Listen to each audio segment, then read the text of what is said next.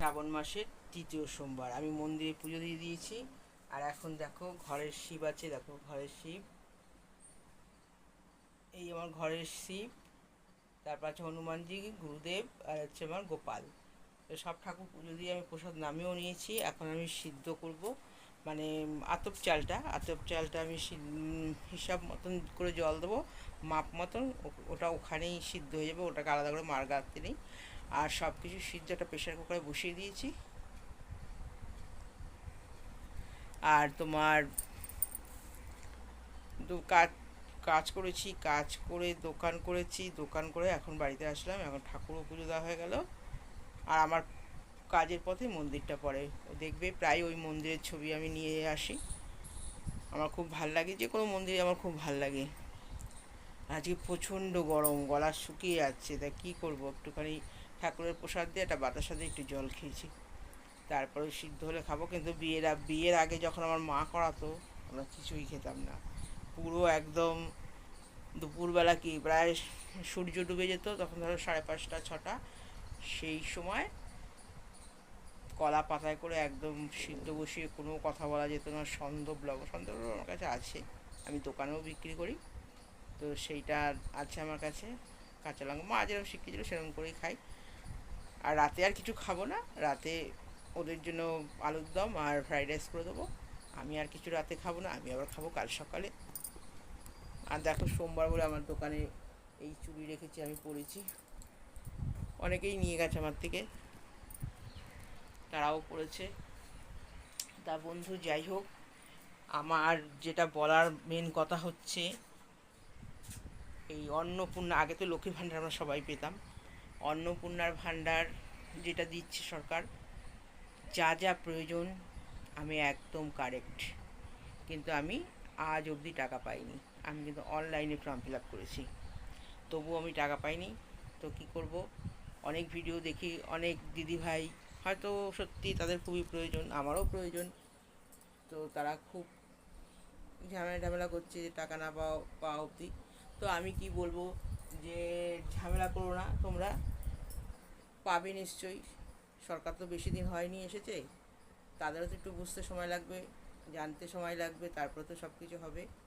হ্যাঁ হ্যাঁ, কেউ কেউ পেয়ে গেছে, সেটা আমারও খারাপ লাগছে যে আমার পাশের ঘরের লোক পেয়েছে, আমি পাইনি। আমরা কাজ করি, আমাদের মধ্যে অনেকেই পেয়েছে আর কি। তা আমরা তখন সরকারি কাজ করি না, আমরা সাধারণ টুকটাক কাজ করি আর কি, 2-4 টাকা বায়না আমাদের আর কি। কিন্তু আমাদের প্রচুর খাটনি, আর আমাদের কাজের কোনো স্থায়িত্ব নেই। আমরা ডেঙ্গুর সার্ভে করি, ডোর টু ডোর যাই লোকের বাড়িতে, তারা কীরকম আছে, তাদের কারো জ্বর আছে কিনা, তারা জল জমিয়েছে কিনা, এইগুলো হচ্ছে আমাদের দেখার কাজ।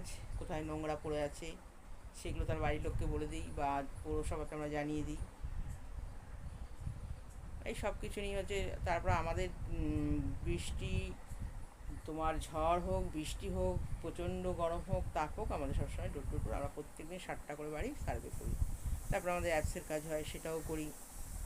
সিদ্ধটা বসিয়েছি, পুঁ পুঁ করে আওয়াজ দিচ্ছে, ওটা 1 সিটি হলেই নামিয়ে নেবো, কারণ ওটা বেশি হবে না।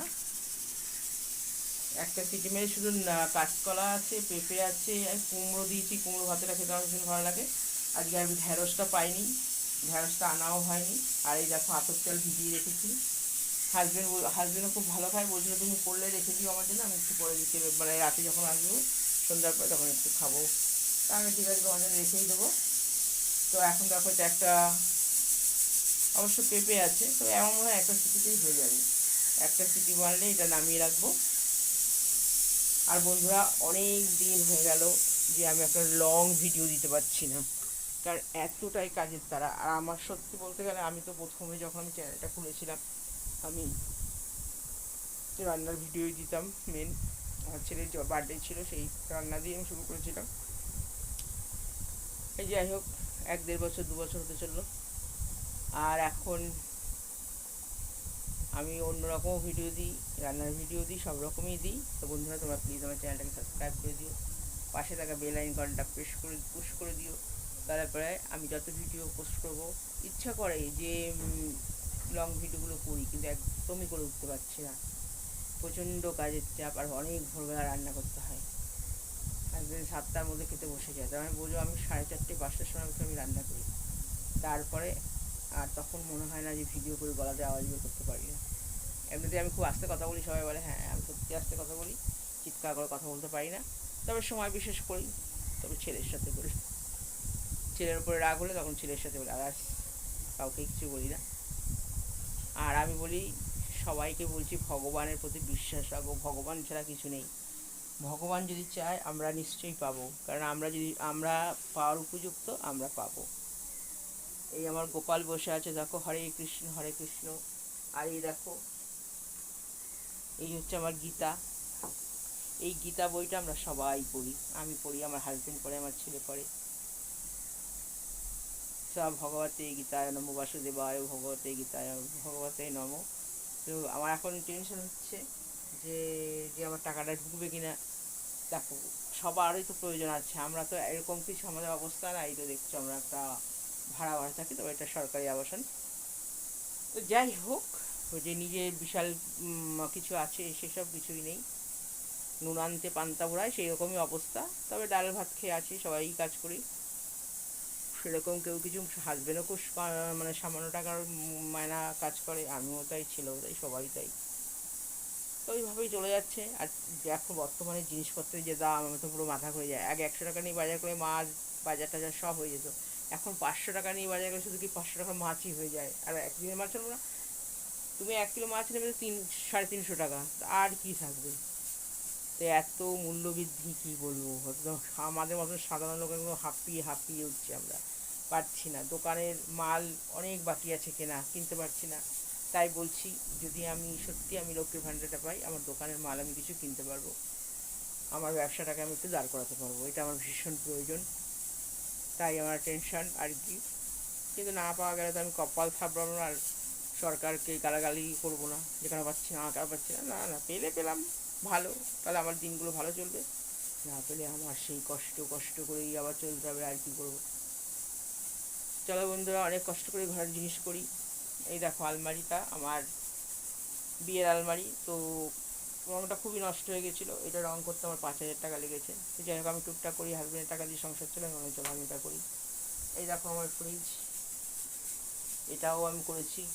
হাজব্যান্ডকে বলেছি তোমার চিন্তা করতে হবে না, আমি তো কিছু করি, টুকটাক করে সেটা দিয়েই করবো। তো এইভাবেই করেছি, এইভাবেই হয়েছে আর কি। আর আর কি বলবো বলো, আর তো এখন ভাত বসিয়ে দেবো, সিদ্ধ খাবো। সবাই ঘরে এখন বেরিয়ে গেছে, আমি একাই আছি। ওরা সব আবার সন্ধ্যার মধ্যে সব চলে আসবে, আবার সেই বিকেলবেলা দোকানে চলেও যাবো, ওখানে একটু বিশ্রাম করবো, করে 5টা 5:30টার সময় দোকানে চলে যাবো। তো বন্ধুরা আর কিছু বলার নেই, হরেই কৃষ্ণ হরে কৃষ্ণ, সবাই খুব ভালো থেকো। আর সবাই শ্রাবণ মাসে শিব পুজোটা অন্তত করো, যারা বাচ্চাদের পারবে গীতা পাঠ করাবে। গীতা পাঠ করলে নিজের মানসিকতার পরিবর্তন আসে, আর নিজের মনও শান্ত থাকে। তাই হরে কৃষ্ণ, সবাই খুব ভালো থাকো আজকে এই অবধি। নমস্কার। আমার দিকে এখন হুইসেল বাজবে, ওটাকে নামিয়ে ভাতটা বসিয়ে দেবো। টাটা।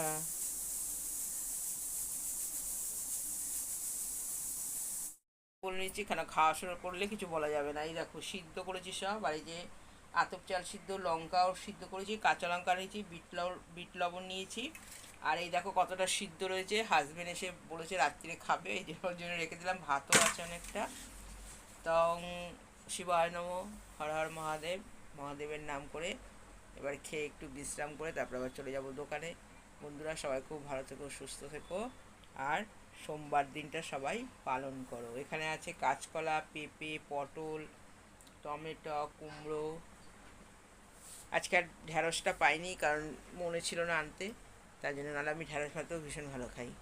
এখন খাবো, আর কথা বলবো না বন্ধুরা। হরে কৃষ্ণ হরে কৃষ্ণ, ওম নমঃ শিবায়।